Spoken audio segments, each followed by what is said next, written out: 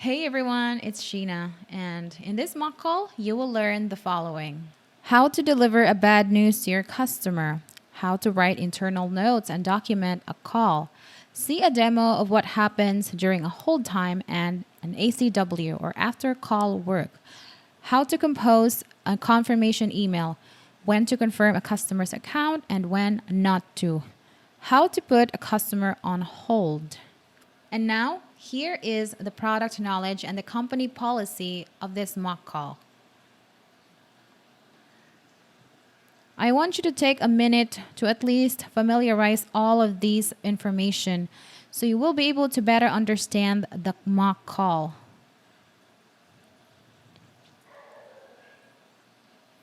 And now, let's begin. I'm just gonna wear these earphones so I can hear Candice. All right, let's begin. Ready, 1, 2, 3, go. Ring.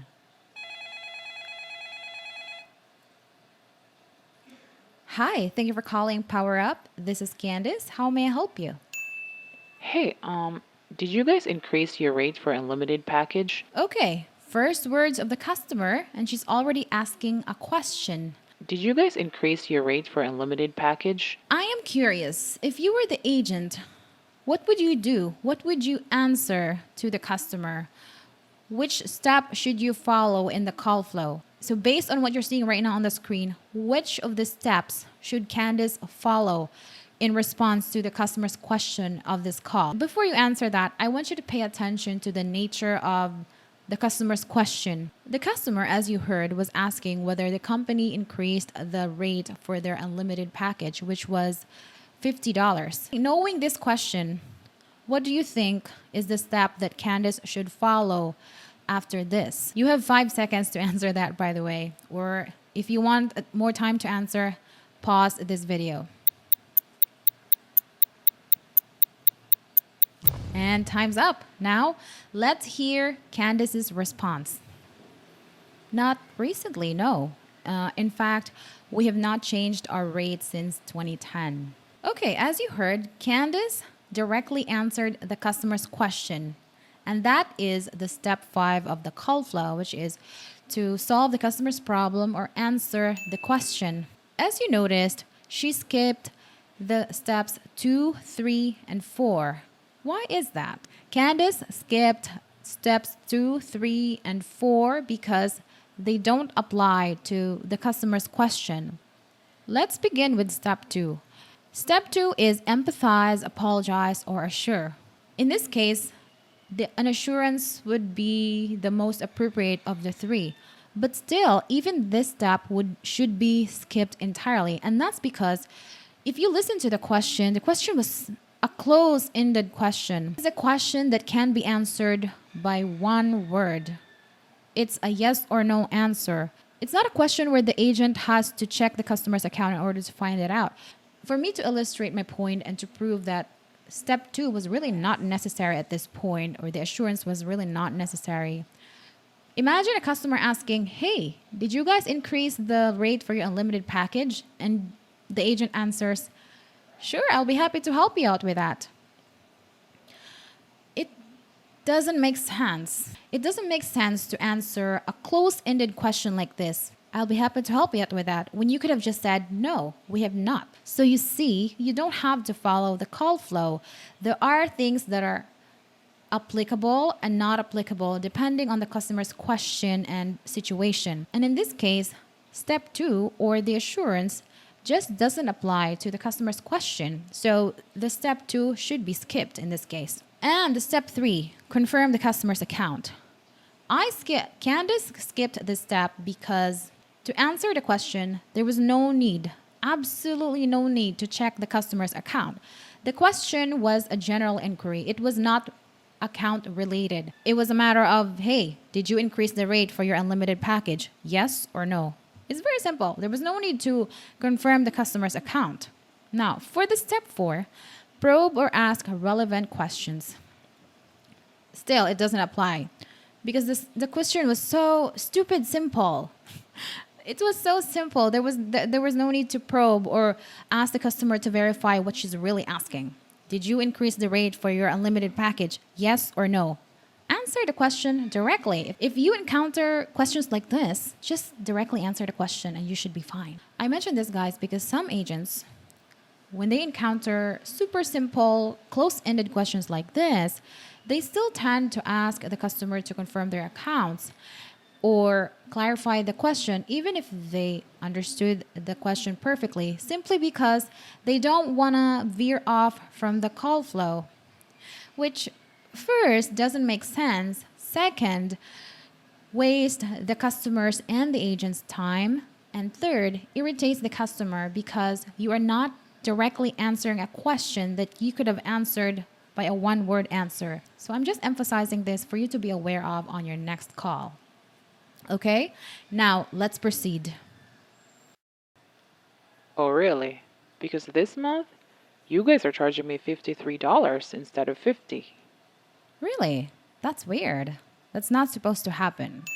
But I could check your account for you though and see what the charge was for. I just need your account number and your full name. And now, this is the point of the call where the customer's concern became account related, which means that in order to answer her question, the agent needs to confirm the customer's account. So the customer was confused why she was charged $53 instead of $50, which is her usual payment. So, as you noticed, upon hearing that the customer had an account with the company, Candice proactively asked for her account number and her full name to confirm her account and open her account and answer her question about her billing. Now, let's proceed. Yes, please. I would appreciate it. So, my full name is Cersei Bannister. Cersei is spelled as C-E-R-S for sorry, E-I.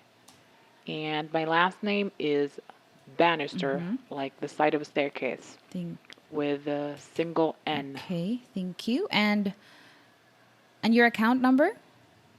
Account number? What account number? I don't have it. Couldn't you check using my name? Because my name's quite unique, so you should be able to pull it up without getting duplicates. Okay, now, what do you think should Candice do? Should she ask for the account number? Because after all, the customer does have a point. Her name is quite unique, so if she searches the Cersei Bannister name on the system, then there's a big chance that she will only pull up one account because her name is quite unique.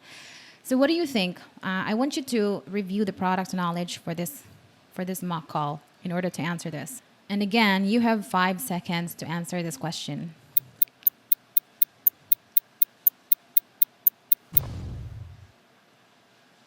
And now, let us hear what Candice is going to say. For security purposes, I would need both your full name and your account number. You should find your account number at the top right corner of your billing statement. Okay, as you heard, Candice insisted on having the account number along with the full name.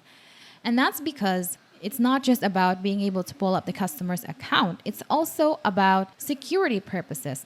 Therefore, Candice told the customer that for security purposes, we need both your full name and your account number. Another thing that I want you to notice with Candice's reply is the second sentence where she said, I'm just going to replay it so you will be able to hear it again. For security purposes, I would need both your full name and your account number. You should find your account number at the top right corner of your billing statement. So as you heard, Candice didn't just say, I really need your account number and full name for security purposes. No, she didn't stop there. She also explained and instructed Cersei on how to find the account number. Candice anticipated that the reason for Cersei's reluctance to give her account number is because she doesn't know her account number, she doesn't know where to find it, and she's too lazy to find it.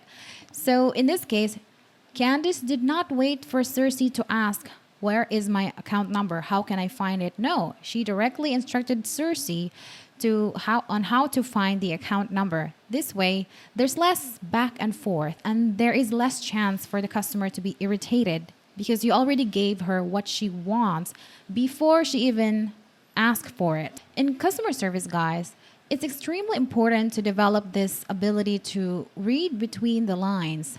There are things that the customer will not directly tell you, but as the agent, you should be able to anticipate. In this case, Cersei only said, what account number? I don't have the account number.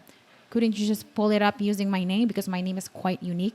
She didn't directly say that, where do I find the account number? But by reading between the lines, Candice was able to figure out that what Cersei needed right at that moment is an instruction on how to find the account number. Therefore, she gave the instruction on how to pull up her account number. This is something that you're going to be able to develop with practice and constant exposure to your customer, but I'm just making you aware of that. And now let us hear what Cersei replies. Okay, let me just go ahead and check my email. Hang on. Sure. Okay, I got the email. Where do I find it? It's at the top right corner of the email. It should start with 1 2 and it's composed of 6 digits. Got it. So my account number is 123456. Thank you. Let me just pull up your account. Give me one moment. Okay, let us pause for a while and see what Candice is seeing on the customer's account. From what you can see on the screen, can you figure out why the customer was being charged $53 instead of her usual $50? I want you to take as much time as you need to figure out your answer. And once you're ready and you have your answer, just play this video again.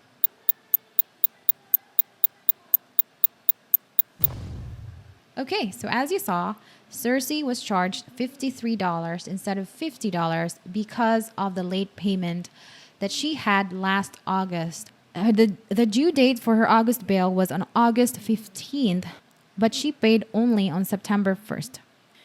Now, the challenge is, how should Candice break the bad news to Cersei? Because this is certainly a bad news. Now, let's listen.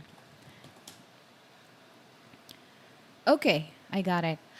So according to your September billing statement, you were charged an extra $3 due to the late payment of your August bill.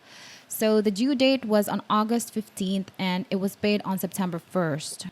All right, so as you noticed, Candice delivered the bad news as it is. She didn't try to soften the blow. She didn't sugarcoat it. As you probably noticed, she didn't say, it seems like you were charged a $3 penalty, or it looks like you were late with your payment last August. It appears like, no, these statements are inconclusive and impartial. They express a little bit of doubt in them. They still give the information, but there is doubt in it. But the thing is, there really was no doubt that Cersei was charged $3 extra because she paid late last August. So there was no reason. There was no reason to sugarcoat things. What you really need to do when you're delivering a bad news to your customer is to just deliver the bad news as it is. Just state it as politely as you can. There was no need to soften the blow or sugarcoat things. The earlier a customer finds out about the bad news, the better. Don't beat around the bush. You might also ask, well, what about positive scripting? Well, in this particular mock call, at this point of the mock call, the positive scripting just doesn't apply. At this point of the call, there really was no resolution. The company policy specifically states that you should not give any resolution first. You should first wait for the customer's reaction, and depending on that reaction, you will have to come to a decision. So the best way to deliver the bad news to the customer was to simply state the bad news. That's it. No sugarcoating, no beating around the bush. Just state it as politely as you can, but as firm and correct as you can. And now, for emphasis, let me just replay Candice's response. Okay, I got it. So according to your September billing statement, you were charged an extra $3 due to the late payment of your August bill. So the due date was on August 15th and it was paid on September 1st. Wait, what? What are you talking about? You're charging penalties now? I didn't know that. Yes, Cersei, this was written on the terms and conditions when you signed up with us. All right, again, if you check the product knowledge, if the customer says that she's not aware of the penalty, your rebuttal is supposed to be that the penalty was written on the terms and conditions when the customer signed up with the company. So this is a check. Now, let us hear the customer's reply. Ah, I see. So let me just get this straight. You buried an important piece of information in a place where, let's admit it, nobody even reads. And now you're expecting me to pay for a penalty that I'm not even aware of, except for the person who wrote your terms and conditions. I mean, help me understand. Because I'm at a loss here. I really am. You don't seriously expect me to pay for the penalty, do you? We understand that could happen I mean, sometimes. it's not a big amount, but I think it's just disappointing, really. I have been with you guys for 4 years now, and this is the only time I paid late. Yeah. Not intentionally, mind you, because I would have paid on time if it was up to me, but I had an issue with my bank. It took them days to fix it. It's just disappointing. One mistake, without warning, poof, my $3 went down the drain. You know what I mean? I It's understand. disappointing. And to think that I have been with you guys for 4 years now, there must be something you can do about this. Okay, at this point of the call, I think it's perfectly clear that Cersei was extremely unhappy about the penalty. And although she was not really angry about it, she was not really irate, her tone was far from aggressive. We can definitely say that she is disappointed. Her response was lengthy. In fact, there was one point where she interrupted Candace while she was talking, and she just poured her disappointment. So I think it is safe to say that Cersei is not happy about the charge. And based on the product knowledge, if the customer is unhappy about the charge, your job, the agent's job, would be to give her a one time exception and exempt her from the penalty. But that's going to be under one condition, which is the customer is only eligible for a one time exception if she hasn't been given a one time exception before. And according to our information here, it says that Cersei hasn't been given a one-time exception. In fact, this was her first time being late on her payment. So Cersei is definitely eligible for a one-time exception from this $3 charge. Now, let us hear Candace's reply. Totally, Cersei. I understand. I honestly don't read the terms and conditions myself when I sign up for services. And Exactly. I know that our management understands this. So that's why, because this is your first time getting this penalty and you have been with us a long time now, I can see it in your account that you have been with us since 2015. We can definitely give you a one time exception and cancel the $3 penalty from your charge. Okay, as you probably noticed, Candice tried to build some rapport with the customer here. She stated that she herself doesn't read the terms and conditions when she signed up for services. And second, she also acknowledged the fact that Cersei has been with the company for a long time. And she even stated the year that Cersei signed up with the company. And that was actually what Cersei said before, that she has been with the company for a long time. And Candice is just reiterating it. Candice is just repeating it to just kind of connect with Cersei and to say that, yes, I feel you. I don't read the terms and conditions myself. And I am seeing it here that you have been with us for 4 years now. And so that's why you deserve this one time exception. But I have to remind you guys that when Candace said that she doesn't read the terms and conditions herself when she signed up for services, it was only okay to say so because the company is allowing the customer a one-time exception. If it was the opposite, if the company really wanted the customer to pay up, then Candace saying that she doesn't read the terms and conditions would be inappropriate and even bad for the company's integrity and reputation. If the company is not giving Cersei a one-time exception, it wouldn't make sense for Candice to say that, oh, I don't read the terms and services myself.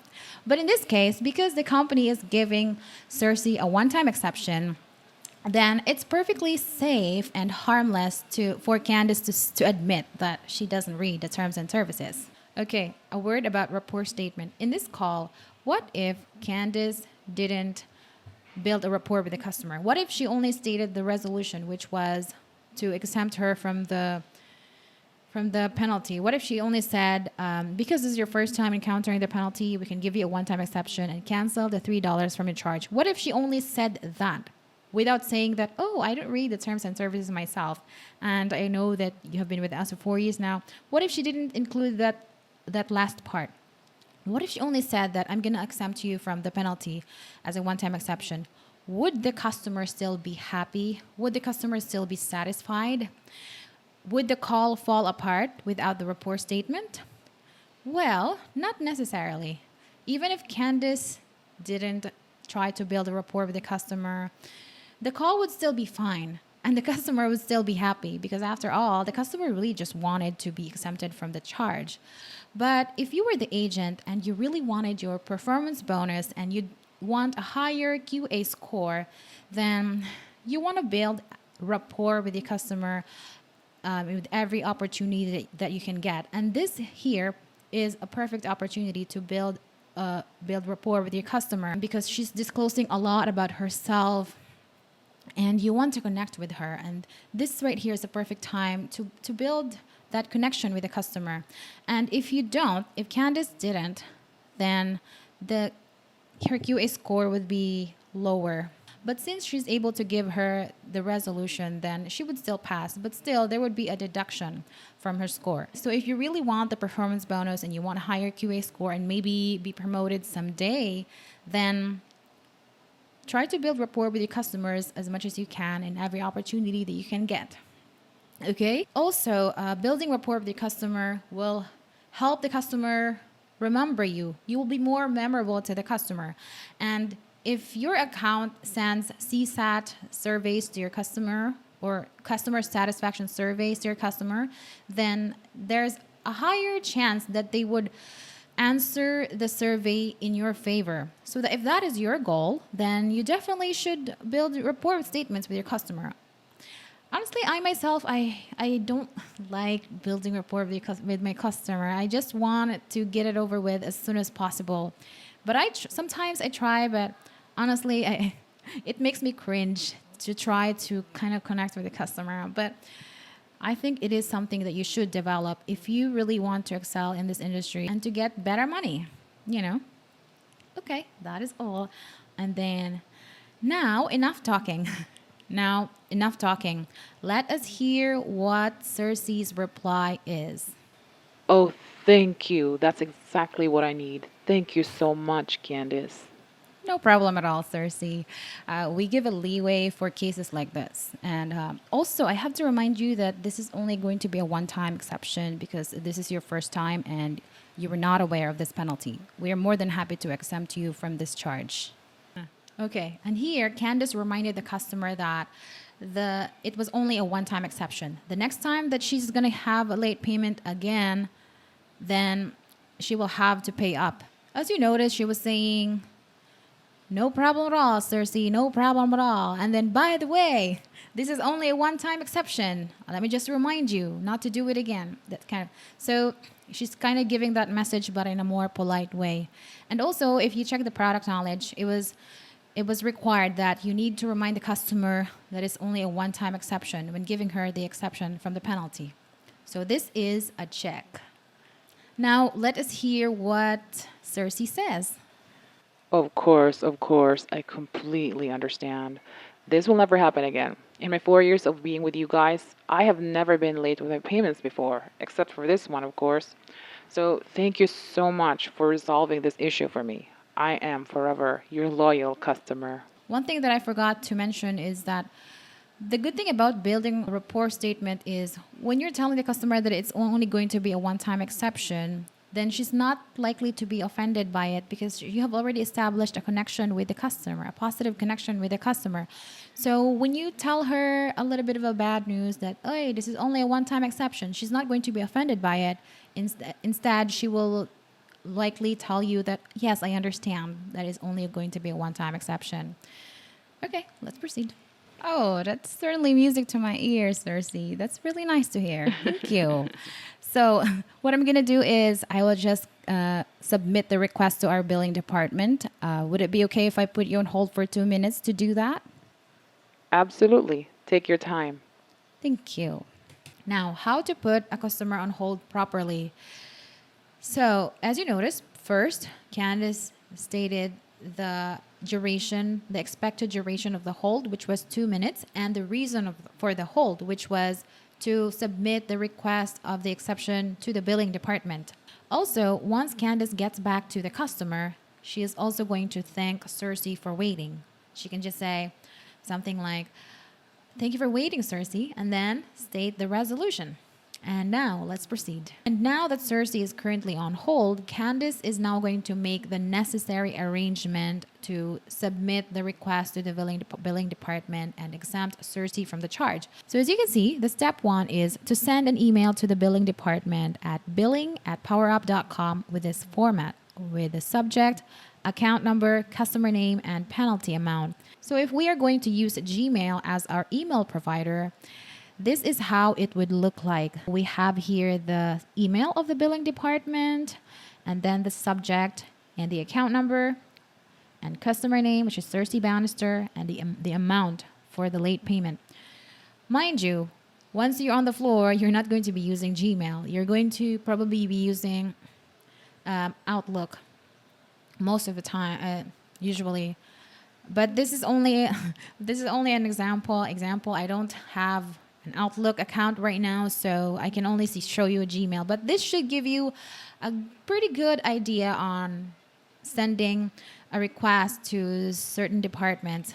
I also have to remind you that depending on your account, the process for doing certain things is going to vary. For example, the exception for a penalty could also be different from other companies. But this is just like a general example of what you could expect when you're in an account like this. So yeah, just a reminder, okay? And now all Candice has to do is to hit send, and the billing department should be able to receive that and process her request. And now let us proceed to step 2, which is to create an internal note detailing the important parts of the call or important points of the call. Now, what is internal note? As the agent, it is your job to create internal notes for the next agent to see. This, by the way, is an example of the internal note.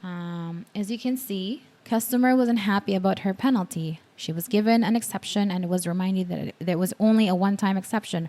Refund request sent to billing team. So as you can see, it stated everything that happened during the call. The next time that the customer calls in relation to that issue, the next agent will already know what happened in her previous call. So she doesn't have to ask the previous agent about it because it's already stated in her account. So that is the use for internal notes. Internal notes, by the way, are not seen by customers. Only the agents and the people working under that account have access to internal notes. You will understand that internal note is going to be very important in my next mock call, because in my next mock call, this same customer, Cersei, is going to call about the same issue, and she's going to be asking an exception, which the agent will not be able to give anymore because she has already been given a one-time exception. So watch out for that mock call. It's going to be an example of a dead-end mock call where the customer refuses to hang up the phone to get what she wants, but the agent couldn't provide it for her. So definitely watch out for that mock call. And now let's proceed. 2 minutes later.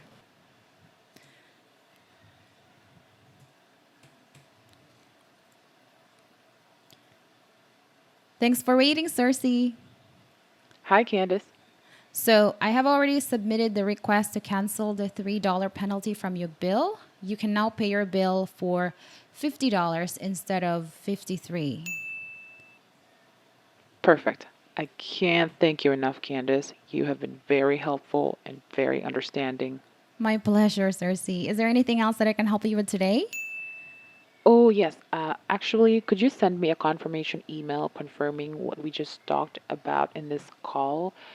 Could you maybe confirm in your email that I would only pay $50 instead of 53 and that you will cancel the $3? Could you do that for me, please? And now Candice has another task to send a confirmation email to the customer. Confirmation emails, by the way, are something that customers usually ask from agent. So they would have a reassurance of something that was promised to them.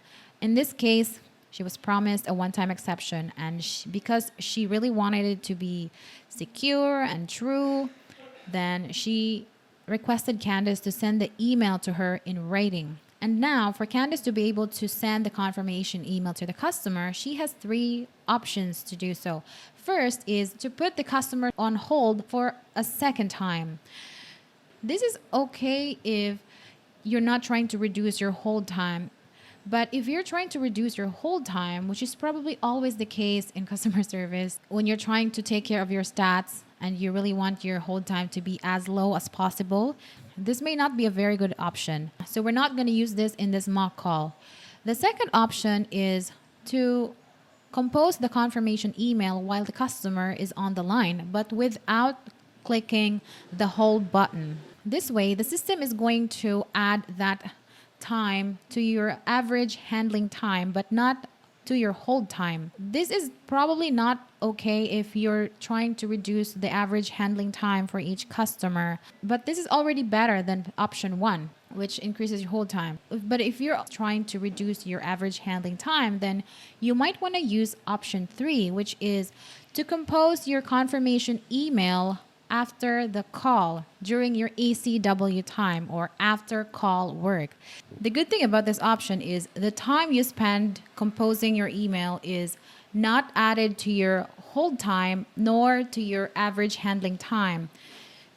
So it's going to lower both your hold time and average handling time. But the disadvantage is you're not going to be able to breathe between calls, because I usually use the ACW time to just revive myself from the stress of the previous call. But don't worry, because there certainly are calls that are less complicated, that are simple, where you don't have to use the ACW for composing emails or doing something for the customer. You can just use that 2 minutes of ACW to just breathe and collect yourself for the next customer. So now let's proceed. Absolutely. I will send it to you within 2 to 3 minutes after this call to the email on file, which is cersei@casterlyrock.com. Okay, as you noticed, Candace is giving out the email on file, which was cersei@casterlyrock.com. And this is also important to confirm the email, because some customers may expect the confirmation email to be sent to their other email, when in fact the email registered to their account is a different one. So this is the purpose of Candace stating Cersei's email. Let's proceed. Perfect. Thank you so much, Candace, and so sorry for the trouble. That's all I need for today. Okay, as you heard, Cersei said, "That is all I need for today." What does that mean? That means that Candace doesn't have to perform step 6, which is to offer additional assistance, because Cersei already answered that question for her before Candace could even ask. She said, "No, thank you, Candace. So sorry for the trouble. That is all I need for today." So in this case, there's no need for Candace to say, "Is there anything else that I can help you with today?" because it wouldn't make sense. She can now close the call. No trouble at all, Cersei. No trouble at all. If that's all you need for today, then you have a fantastic day. Thank you for calling Power Up. You too, Candace. Have a fantastic shift. Bye. I will. Bye. That's all. Yeah, that's all, I think. And now for the after call work, Candace is now going to compose her confirmation email and send it to the customer. So this is an example of a confirmation email. First is you're going to say, "Hello, Cersei." Hello, first name of the customer. That's the opening. And then, "Thank you for contacting Power Up." That's branding. You have to state your company name. Thank you for contacting Power Up. And then there's the meat of the email, the body of the email, which this is exactly what the customer wants to read from Candace. "As per your request, we have canceled the $3 payment penalty from your account. The amount for your September bill is now $50, previously $53. And please note that this is only a one-time exception. You may now pay your bill for the amount of $50. So that is the meat of the email, the body of the email. which is what Cersei wants to hear and read from Candace's email. That's the most important part of the email. And then there's this part that offers additional assistance, saying, if you have any questions, don't hesitate to contact us at 1234567 or simply reply to this email. Have a great day. Candace Mackerel, Customer Service Representative. So that should do it. All right, guys. All right, guys, that is all for today. I know that in my previous mock call, I said that I would be covering a mock call about a dead end situation. But I feel that you need to learn these basic things first before I get into the more complicated mock call. But I promise the next mock call will be about that. This same customer, Cersei, is going to call and we'll have the same problem, another $3 late payment penalty, but this time without the exception because she has been giving an exception in this call. So definitely watch out for that to know how to handle dead end situations where the customer is just getting crazy and demanding for the supervisor and you have no choice but to just stand firm and hold your ground. But yeah, it's going to be complicated, the next mock call. So that is all for today. If you have any questions, request. I forgot. I'm sorry. I'm sorry for all of you who requested for the Berlitz videos. I know that you have been waiting for it. I will try to upload it as fast as I can, but the next video is going to be this complicated mock call with Cersei, and the next video is going to be about Berlitz, I promise. So, okay, that is all for today. Thank you for your time, and bye. I'm not so good at exit, so.